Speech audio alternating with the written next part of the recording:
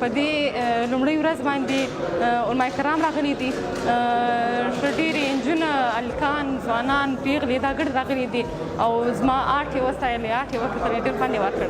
زه پښتنو خویندو ورونو ته دا پیغام ورکول غواړم چې تاسو راووځئ د دې آرټ په خوا راساسته، ولې چې آرټ یو واحده هغه ژبه ده چې موږ د آرټ له لارې د سولې پیغام ورکوو، د مینې پیغام ورکوو، د ورورولۍ پیغام ورکوو. تاسو راسئ، زموږ داسې ډېر ځوانان دي چې زموږ خپلې خویندې ستایي.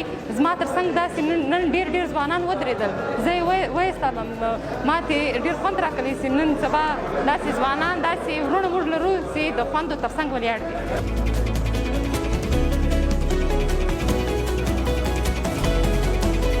یو طرف ته ډیره د خوشحالۍ خبره ده چې د جنوبي پښتونخوا د کوټې په ښار کې یو نندارتون لګیا دی او دا د یو ښځینه فنکارې آرټ دی چې هغې دلته ډسپلی کړی دی. دویم طرف ته چې موږ وګورو پر پښتون افغان وطن باندې داسې خلک راغلي دي چې هغه له شپږم ټولنې بعد د نجونو پر سکول باندې پابندي لګولې ده.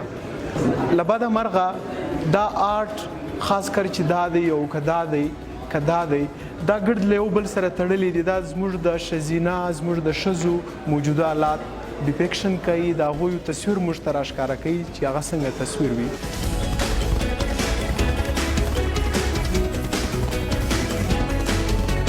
دا د رحیم مندوخیل صاحب دی، دا بزرګ د دې تصویر اخیستلو کې زما دوه مقاصد. اول خو زموږ هنرمندان موږ سپورټ کړو، دویم چې رحیم مندوخیل صاحب دی د پښتنو دپاره ډېر خدمات دی، نو ځکه ما تصویر دغه واخیست.